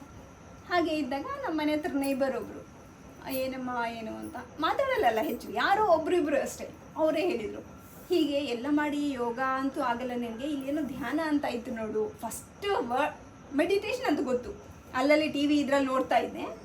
1 ಮಿನಿಟ್ ಕೂತ್ಕೊಳ್ಳೋಕ್ಕೆ ಆಗ್ತಿದ್ದಿಲ್ಲ, ನೋಡಿದ್ರು ಕೂಡ ಟಿ ವಿಯಲ್ಲಿ. ಅದು ಧ್ಯಾನ ಅಂತ ಕೇಳಿ ನಾವು ಏನೋ ನೋಡೋಣ ಇದು ಕೂಡ ಅಂತ ಹೇಳಿ ಅವ್ರು ಹೇಳ್ಯಾರೆ. ಆ ನೆಕ್ಸ್ಟ್ ಡೇ ಈ ಟೈಮಿಂದ 11 ಇರ್ತದೆ ಅಂತ ಹೇಳ್ಯಾರ. ಚೆನ್ನಾಗಿ ಸ್ನಾನ ಎಲ್ಲ ಮಾಡಿ ಹೆಂಗೋ ಒಂದು ಬಲವಂತವಾಗಿ ಕೆಲಸ ಕೂಡ ಆಗ್ತಿದ್ದಿಲ್ಲ. ಆವಾಗ ಹೆಂಗಿತ್ತು, ಇವ್ರಿಗೆ ಕಳಿಸೋದು, ಮಕ್ಕಳು ಕಳಿಸೋದು, ಅವೆರಡೇ ವರ್ಕ್ಸ್ ಮಾಡ್ತಾ ಇದ್ದೆ. ಕ್ಯಾರಿಯರ್ ಒಂದು ರೆಡಿ ಮಾಡೋದು, ಸ್ನಾನ ಮಾಡಲ್ಲ, ಬಟ್ಟೆ ಒಗೆಯಲ್ಲ, ಪಾತ್ರೆ ತೊಳೆಯಲ್ಲ, ಎಲ್ಲ ಎಲ್ಲಿದ್ದಲ್ಲ ಒಂದು ಹುಚ್ಚು ಕುಂತಾಗ ಮಧ್ಯದಲ್ಲಿ ಕೂತ್ಕೊಂಡು ಯೋಚನೆ, ಒಂದೇ ಕೆಲಸ ನಂದು, ಇನ್ನು ಯಾವುದೂ ಇಲ್ಲ, ಸುಮ್ಮನೆ ಯೋಚನೆ ಮಾಡೋದು. ಟೈಮ್ಗೆ ಅದು ಮೈಂಡ್ ಫಿಕ್ಸ್ ಆಗಿಬಿಡ್ತದೆ, ಏನೋ ತಿನ್ನೋದು, ತಿಂತೀನಿ ಇಲ್ಲಿದ್ರಿಲ್ಲ. ಇನ್ನು ಅದರಲ್ಲಿ ಅಮ್ಮವ್ರ ಮೇಲೆ, ಅವ್ರು ಹಂಗಂದ್ರು, ಇವ್ರು ಹಂಗಂದ್ರು, ಅಮ್ಮ ಹೀಗೆ ನೋಡಬೇಕಾಯ್ತು, ಬರಬೇಕಾಯ್ತು, ಅವು ಅತ್ತೆ ಅವ್ರ ಮೇಲೆ, ಇವ್ರ ಮೇಲೆ, ನೇಬರ್ಸ್ ಮೇಲೆ, ಅದೇ ಕೆಲಸ. ಇನ್ನು ಇವ್ರು ಶಾಲೆಗೆ ಹೋಗಿ ಬರೋವಾಗ ಅದೇ ಕೆಲಸ ನೋಡಿ, ಏನಾಗಲ್ಲ ಅಲ್ಲಿ, ಎಲ್ಲ ಹಾಗೆ ಇರ್ತವೆ. ಟ್ಯೂಷನ್ ಟೈಮ್ 4 ಗಂಟೆಗೆ ಆಗ್ತದಲ್ಲ, ಟ್ಯೂಷನ್ ಐತೆ, ಅವಾಗ ಎದ್ದು ಸ್ನಾನ ಮಾಡಿ ಆದಷ್ಟು ಏನೋ ಎಮರ್ಜೆನ್ಸಿ ಕೆಲಸ ಮಾಡಿಕೊಂಡು ಇದಕ್ಕೆ ಟ್ಯೂಷನ್ ಕೂತ್ಕೊಳ್ತಾ ಇದ್ದೆ. ಹಾಗೆ ವರ್ಕ್ ಮಾಡ್ತಾ ಇತ್ತು ಬ್ರೈನ್ ಅವಾಗ, ಆಲೋಚನೆಗಳು. ಹಾಗಿದ್ದಾಗ ಆ ಮೇಡಮ್ ಅವ್ರು ಹೇಳಿದರು, ನೇಬರ್ ಹಿಂಗೆ ಧ್ಯಾನ ಅಂತ. ಸರಿ ಇದೊಂದು ನೋಡೋಣ ಅಂತ ಹೋಗಿ ಹೀಗೆ ಎಲ್ಲರೂ ಕುಂತಿದ್ರು. ಮಾಸ್ಟ್ರು ಬಂದು ಹಿಂಗೆ ಕೂತ್ಕೋಬೇಕು, ಕೈ ಬೆರಳಲ್ಲಿ ಬೆರಳು ಸೇರಿಸ್ಕೋಬೇಕು, ಕಾಲು ಕ್ರಾಸ್ ಮಾಡ್ಕೋಬೇಕು, ಕಣ್ಣು ಮುಚ್ಕೋಬೇಕು, ಶ್ವಾಸದ ಜೊತೆ ಇರಬೇಕು ಅಂತ ಅವ್ರು ಗೈಡಿಂಗ್ ಕೊಡ್ತಾ ಇದ್ದಾರೆ. ನಾನು ಯಾರು ಏನು ಕೇಳಿದ್ರು ಪರ್ಫೆಕ್ಟಾಗಿ ಕೇಳ್ತೀನಿ, ಅದು ಮಾಡ್ತೀನಿ, ಕಣ್ಣು ಮಾತ್ರ ತೆಗಿಬಾರ್ದು ಅಂತ ಹೇಳ್ಯಾರ. ಓಕೆ ಅಂತ ಕುಂತೀನಿ ಡೀಪ್ ಹೋಗ್ಬಿಟ್ಟಿನಿ. 1 ತಾಸು ಹಾಗೆ ಇತ್ತು. ಅದೇ ಹೇಳಿಲ್ಲಲ್ಲ, ಡೀಪ್ ಹೋಗ್ಬಿಟ್ಟು ಎಷ್ಟು ಆಲೋಚನೆ ಖಾಲಿ ಆಗಿದೆನೋ ಗೊತ್ತಿಲ್ಲ. ಆ 1 ತಾಸು ಆದಮೇಲೆ ಎದ್ದಿನಲ್ಲ, ನನ್ನ ಸ್ವರ್ಗ ಕಂಡಿದ್ದು ನೋಡ್ರಿ ಆ ದಿವಸ. ಅದೇ ಧ್ಯಾನ ಅವತ್ತಿನ ದಿವಸ ಸಿಕ್ಕಿಲ್ಲ ಅಂದರೆ ಬಸ್ಟ್ ಆಗ್ತಿತ್ತೇನೋ ನನ್ನ ಬ್ರೈನು. ಪತ್ರಿಜಿ ಬಂದು ಕಾಪಾಡಿದ್ದಾರೆ ನನಗೆ. ಆ 1 ತಾಸು ಧ್ಯಾನದಲ್ಲಿ ಅಷ್ಟು ರಿಲೀಫ್. ಅದಕ್ಕೆ ಹೇಳೋದು ಧ್ಯಾನ ಅಂದರೆ ಏನಿಲ್ಲ, ಮೈಂಡ್ ಖಾಲಿ ಮಾಡೋಕ್ಕೋಸ್ಕರನೇ ಧ್ಯಾನ. ಮೈಂಡಲ್ಲಿ ಎಲ್ಲ ಕಸ ತುಂಬ್ಕೊಂಡಿರ್ತೀವಿ. ಕಸ ಪುಟ್ಟಿ ತುಂಬಿದ್ರೇ ಹೇಗನ್ಸ್ತದೆ ವಾಸನೆ. ಈ ಶರೀರ ಒಂದು ದೇವಾಲಯ, ಅಲ್ಲಿ ನಾವು ಮೈಂಡಲ್ಲಿ ಅಷ್ಟು ಕಸ ತುಂಬ್ಕೊಂಡಿದ್ದೀವಿ. ಆ ಕಸ ಖಾಲಿ ಮಾಡೋಕ್ಕೋಸ್ಕರನೇ ಈ ಧ್ಯಾನ ನೋಡ್ರಿ. ಹಾಗೆ ಅವಾಗ ಅದೊಂದು ಆರಾಮಿದೆ, ಭಾರಿ ಚೆನ್ನಾಗಿ ಆಗಿದೆ, ನನಗೆ ಇಲ್ಲೇ ಎಲ್ಲ ಸಿಗ್ತದೆ ಅಂತ ಅರ್ಥ ಆಯಿತು. ಯಾರು ಕ್ಲಾಸ್ ಕೇಳಿಲ್ಲ, ಏನು ಕೇಳಿಲ್ಲ. ಮತ್ತು ಅಪ್ಪ ಅವರು ಯೋಗ ಮಾಡಿದರೆ ನಾನ್ ವೆಜ್ ಅದು ತಿನ್ನಬಾರ್ದು ಅಂತ ಅಪ್ಪ SSY ಹೋಗ್ತಾಯಿದ್ರು. ಹೌದಾ, ಟಕ್ಕಂತ ನೆನಪಾಗಿ ಈ ಕ್ಷಣದಿಂದ ನಾನ್ ವೆಜ್ ಬಿಟ್ಬಿಡ್ತೀನಿ. ಯಾರು ಹೇಳಿಲ್ಲ, ಏನು ಹಿಂಗೆ ತಿಂದಿಲ್ಲ ಅಂದ್ರೆ ಚೆನ್ನಾಗಾಗ್ತದೆ, ಏನೇನು ಹೇಳಿಲ್ಲ. ಆ ಕ್ಷಣ ಡಿಸೈಡ್ ಮಾಡೀನಿ. 1 ತಾಸು ಧ್ಯಾನ ನನ್ನ ಲೈಫ್ ಚೇಂಜ್ ಮಾಡಿದೆ. ಆದ್ದರಿಂದ ಪ್ರತಿ ದಿವಸ ಇನ್ನು ಕ್ಲಾಸಸ್ ಕೇಳಿ, ಹೀಗೆ ಅಮಾವಾಸ್ಯೆ ಧ್ಯಾನ, ಹುಣ್ಣಿಮೆ ಧ್ಯಾನ, ಪಿರಮಿಡ್ ಹಾಕ್ಕೊಂಡು ಧ್ಯಾನ ಮಾಡಿದ್ರೆ 3 ಪಟ್ಟು ಎನರ್ಜಿ, ಮತ್ತು ಗ್ರೂಪಲ್ಲಿ ಮಾಡಬೇಕು.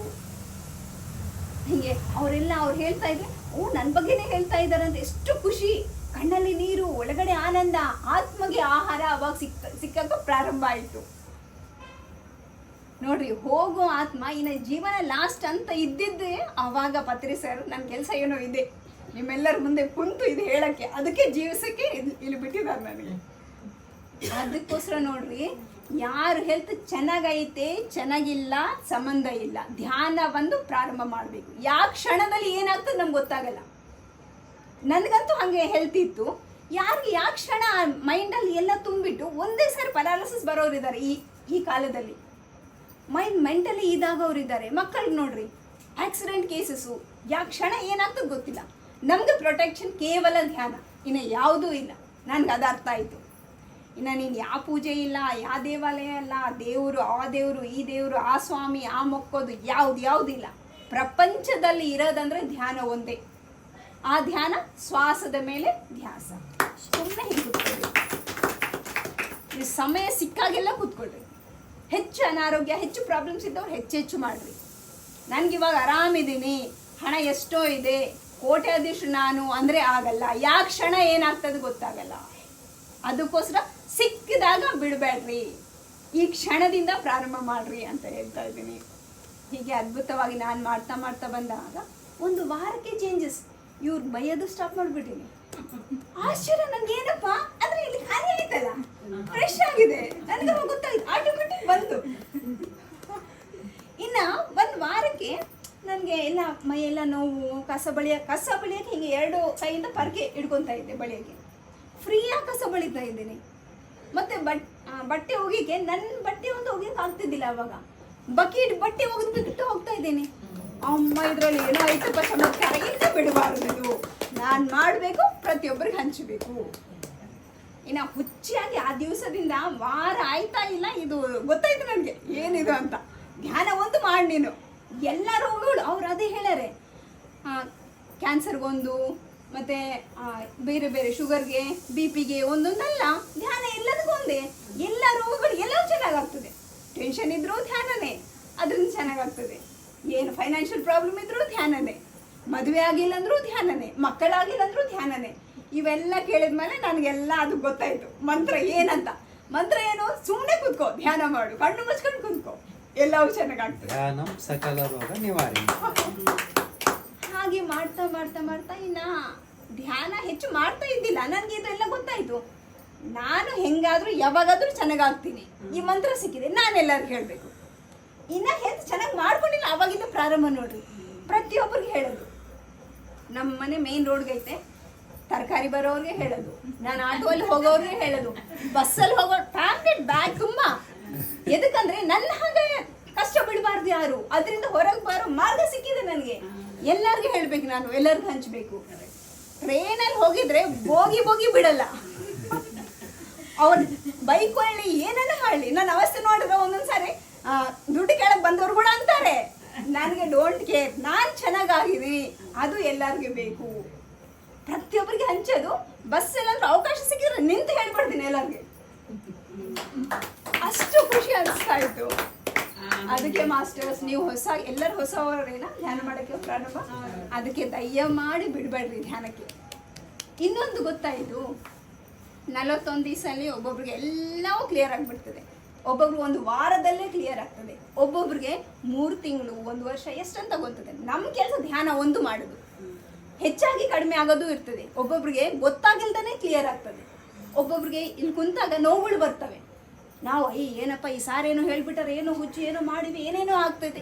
ಏನೂ ಆಗಲ್ಲ, ಹೆಚ್ಚಾಗಿ ಕಡಿಮೆ ಆಗ್ತದೆ ಒಬ್ಬೊಬ್ರಿಗೆ ಒಳಗಡೆನೆ. ಎದಕ್ಕಂದ್ರೆ ಒಬ್ಬೊಬ್ರ ಸಮಸ್ಯೆ ಒಂದೊಂದು.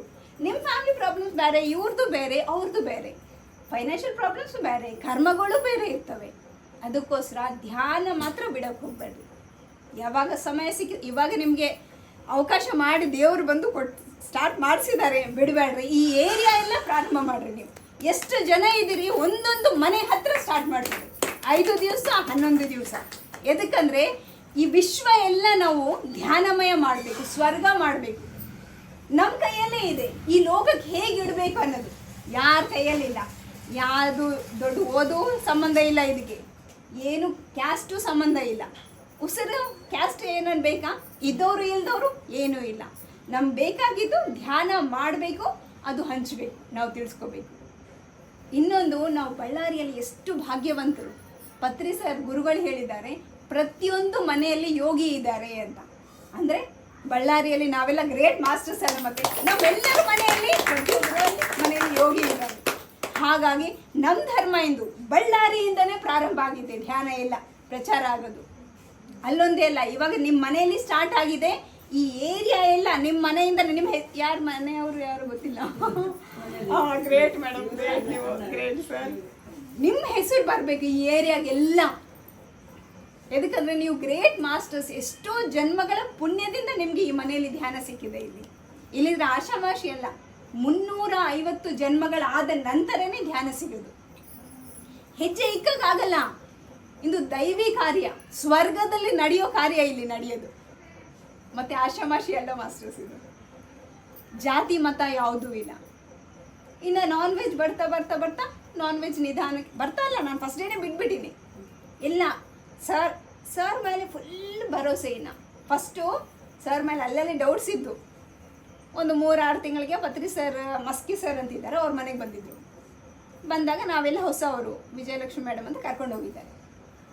ಹೋಗಿ ಕುಂದಿಸಿದ್ರೆ ಅಲ್ಲ ಹೋಗ್ಬರ ಗಡ್ಡ ಹಿಂಗೆ ಮಾಡ್ಕೊತ ಹೇಳ್ತಾ ಇದ್ರೆ, ಈತ ಆ್ಯಕ್ಟಿಂಗ್ ಮಾಡ್ತಾ ಇದ್ದಾನೆ ಅನ್ನೋದು. ನಾವು ಮುಸ್ಲಿಮ್ಸ್ ಇದೀವಲ್ಲ, ಎಲ್ಲರೂ ಕುಂತು ಆ್ಯಕ್ಟಿಂಗ್ ಮಾಡ್ತಾ ಇದ್ದಾನೆ ಅಂತ. ನೋಡ್ರಿ ಎಷ್ಟು ಘೋರ ಅಂತ ಏನೇನೋ ಹೇಳ್ಕೊಂಡಿದ್ದೀನಿ. ಆಮೇಲೆ ಗೊತ್ತಾಯ್ತು ಅವರು ಹಿಂದಿನ ಜನ್ಮದಲ್ಲಿ ಮುಸ್ಲಿಮು ಇದ್ರು, ಅದು ಅಲ್ಲಾಹ್ ಯಾವಾಗಲೂ ಹೇಳ್ತಾ ಇರ್ತಾರೆ ಅಂತ. ಆಮೇಲೆ ಗೊತ್ತಾಯ್ತು ಅವರು ಕೃಷ್ಣ ಪರಮಾತ್ಮರಿ ಭೂಮಿ ಮೇಲೆ ಬಂದಿದ್ದು, ಅವ್ರ ದರ್ಶನ ಆಗಿದ್ದು ನಮ್ಮ ಭಾಗ್ಯ. Great master. ನಮ್ಮ ಮೈಂಡ್ ಹಾಗಿರ್ತದೆ, ಫಸ್ಟ್ ನೆಗೆಟಿವೇ ಆಲೋಚನೆ ಬರ್ತದೆ ನಮಗೆ, ಕೆಟ್ಟದ್ದೇ ಅನ್ಕೊಂತೀವಿ. ನೋಡ್ರಿ ಅಷ್ಟು ಗ್ರೇಟ್ ಮಾಸ್ಟರ್ಗೆ ನಾನು ಎಂಥ ಆಲೋಚನೆ ಇತ್ತು ನನಗೆ. ಆವಾಗ ಕಾಲೆಲ್ಲ ಹಿಂಗೆ ಪ್ರೆಸ್ ಮಾಡ್ತೀವಿ ನಾವು ಗುರುಗಳು ಬಂದಾಗ. ಇನ್ನೊಂದು ನೋಡ್ರಿ, ಅವರು ಫುಲ್ ಬಾಡಿ ಎಲ್ಲ ಎನರ್ಜಿ, ಅದು ಕಾಸ್ಮಿಕ್ ಎನರ್ಜಿ. ಒಂದು ಐಸ್ ಗಡ್ಡೆ ಹೇಗಿರ್ತದೆ ಅದು ನನಗೆ ಅರ್ಥ ಆಗಿದ್ದು. ಬೇರೆಯವ್ರು ಏನಂತಾರೆ ಗೊತ್ತಿಲ್ಲ, ಫುಲ್ ಎನರ್ಜಿ ಅವ್ರ ಬಾಡಿ ಎಲ್ಲ. ನಾವು ಕಾಲೊತ್ತು ಮನೆಗೆ ಹೋಗಿನಿ, ಫುಲ್ ಸುಸ್ತಾಗಿ ಮಕ್ಕೊಂಡ್ಬಿಟ್ಟಿನಿ. ಆಮೇಲೆ ಗೊತ್ತಾಯಿತು ಅವರಿಂದ ಎನರ್ಜಿ ತೊಗೊಂಡಿದ್ದೀನಿ, ಹೀಲಿಂಗ್ ಆಗ್ತಾ ಇದೆ ಅಂತ. ಹಾಗಾಗಿ ಅವ್ರ ದರ್ಶನ ಆಯಿತು, ನಮ್ಮ ಭಾಗ್ಯ. ಪತ್ರಿ ಸರ್ ದರ್ಶನ. ಹಾಗೆ ಇನ್ನು ಧ್ಯಾನ ಪ್ರಚಾರ ಸ್ಟಾರ್ಟ್ ಆಯಿತು. ನನಗೆ ಆರಾಮಾಗೋದು, ಹೊಟ್ಟೆ ನೋವು ಅಂತೀನಿ, ಅದು ಅಂತೀನಿ, ಗಾಲ್ ಬ್ಲಾಡರ್ ಸ್ಟೋನ್ಸ್, ಅದು ಮಾಮೂಲ ವಿಷಯ. ಏನೇನಾಗಲಿ ನನಗೆ ಸಿಕ್ಕಿದೆ, ಏನಂತಾರೆ, ಆಯುಧ ಸಿಕ್ಕಿದೆ. ಯಾವಾಗಾದರೂ ಚೆನ್ನಾಗಿ ಮಾಡ್ಕೊತೀನಿ. ನನ್ನ ಬಗ್ಗೆ ಕೇರ್ ಇಲ್ಲ, ನಾನು ಬೇರೆಯವ್ರಿಗೆ ಹೇಳಬೇಕು. ಹಾಗಾಗಿ ಎಲ್ಲ ಕಡೆ ಮಾಸ್ಟರ್ಸ್ ಹೋಗ್ತಾ ಇರ್ತಾರೆ, ಬೀದಿ ಬೀದಿ ಹೋಗೋದು, ಪ್ಯಾಂಪ್ಲೆಟ್ಸ್ ಹಂಚೋದು, ಹೇಳೋದು, ಇದರಲ್ಲಿ ಸ್ಟಾರ್ಟ್ ಮಾಡಿದ್ವಿ. ಧ್ಯಾನ ಕಡಿಮೆನೇ ಮಾಡ್ತಾ ಇದ್ದೀನಿ. ಅದಕ್ಕೆ ನನಗೆ ಜಲ್ದಿ ಆಗಿಲ್ಲ ಕ್ಯೂರು. ನನಗೆ ಗೊತ್ತು ಕ್ಯೂರ್ ನಾನೇ ಮಾಡ್ಕೊತೀನಿ ಅಂತ. ಆದರೆ ನಾನು ಬೇರೆಯವ್ರಿಗೆ ಹೇಳಬೇಕು. ಧ್ಯಾನ ಪ್ರಚಾರ ಅಂದರೆ ಹುಚ್ಚು. ಆವಾಗ ಅಯ್ಯೋ ಆರಾಮಿಲ್ಲಲ್ಲ, ಹೋಗಿ ಬಂದರೆ ಮಕ್ಕೊಂಡ್ಬಿಡ್ತೀನಿ ಅಂದ್ಕೊಂಡ್ರೆ ಧ್ಯಾನ ಪ್ರಚಾರಕ್ಕೆ ಹೋಗಿ ಬಂದ ಮೇಲೆ ಇನ್ನೂ ಎನರ್ಜಿ. ಆ ಕೆಲಸ 1-2 ತಾಸಲ್ಲಿ ಆಗೋದು ಅರ್ಧ ತಾಸಲ್ಲಿ ಆಗ್ತಾ ಇತ್ತು. ಇನ್ನು ರ್ಯಾಲೀಸ್ ಅಂದರೆ ಹೈಲೈಟ್ ಎನರ್ಜೀಸ್. ಅದು ಪ್ರಾಣಿಗಳಿಗೋಸ್ಕರ ಮಾಡ್ತೀವಿ ಆ ರ್ಯಾಲಿ ನಾವು. ಅವರ ಆಶೀರ್ವಾದ ಇರ್ತದೆ. ಅವರೆಲ್ಲರೂ ಅಯ್ಯೋ ನಮ್ಮ ಮೂಗು ಜಂತುಗಳು ನಮಗೋಸ್ಕರ ಬಂದು ಇವ್ರು ಮಾಡ್ತಾ ಇದ್ದಾರೆ ವರ್ಕ್ ಅಂತ ಅವ್ರ ಬ್ಲೆಸ್ಸಿಂಗ್ಸ್. ಅದು ಹೈಯೆಸ್ಟ್ ವರ್ಕ್ ರೀ.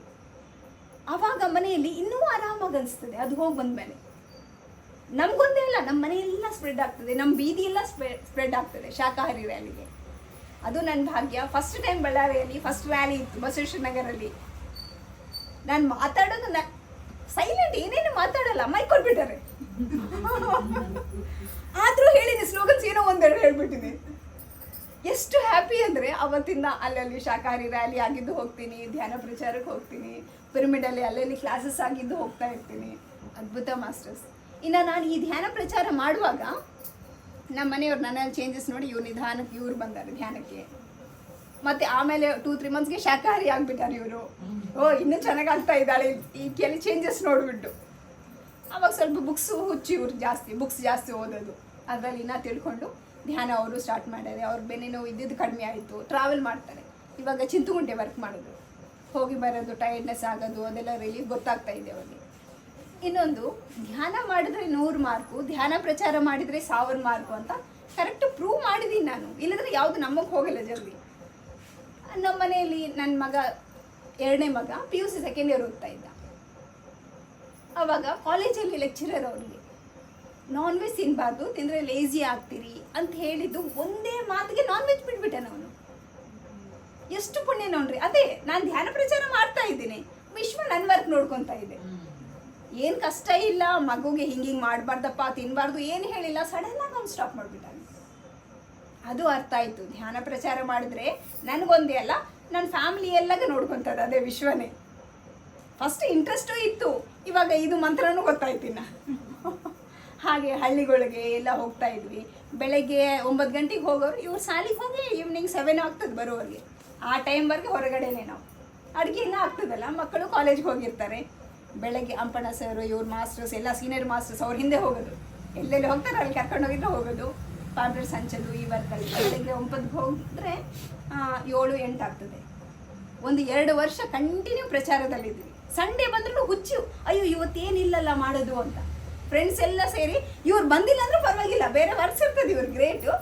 ನಾವು ಬೇರೆ ಯಾವುದೋ ಒಂದು ಏರಿಯಾ ಹಿಡ್ಕೊಂಡು ನಾವೇ ಹೋಗೋದು, ಎಲ್ಲೋ ಒಂದು ಹೋಗೋದು. ಹಾಗೆ ಸ್ಕೂಲಲ್ಲಿ 1 ಇಯರ್ ಕಂಟಿನ್ಯೂ ಮಧುಕೇರಿ ಭೀಮಯ್ಯ ಸ್ಕೂಲ್ ಅಂತ ಅಲ್ಲಿ ಹೇಳಿದ್ದೀನಿ ಮಕ್ಕಳಿಗೆ.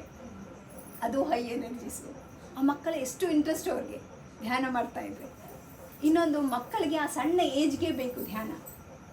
ಹೀಗೆ ನಮ್ಮ ಹಂಗೆ ಪ್ರಾಬ್ಲಮ್ಸು ಗೊತ್ತಿರಲ್ಲ, ಟೆನ್ಷನ್ಸು ಇರಲ್ಲ, ಏನೂ ಇರಲ್ಲ ಅವ್ರಿಗೆ. ಆ ಟೈಮಲ್ಲಿ ಗೊತ್ತಾದರೆ ಅವರು ಕ್ರಿಯೇಟಿವಿಟಿ ಎಲ್ಲ ಜಾಸ್ತಿ ಆಗಿ ಅವ್ರ ಲೈಫ್ ಅದ್ಭುತ ಆಗಾಗ್ತದೆ.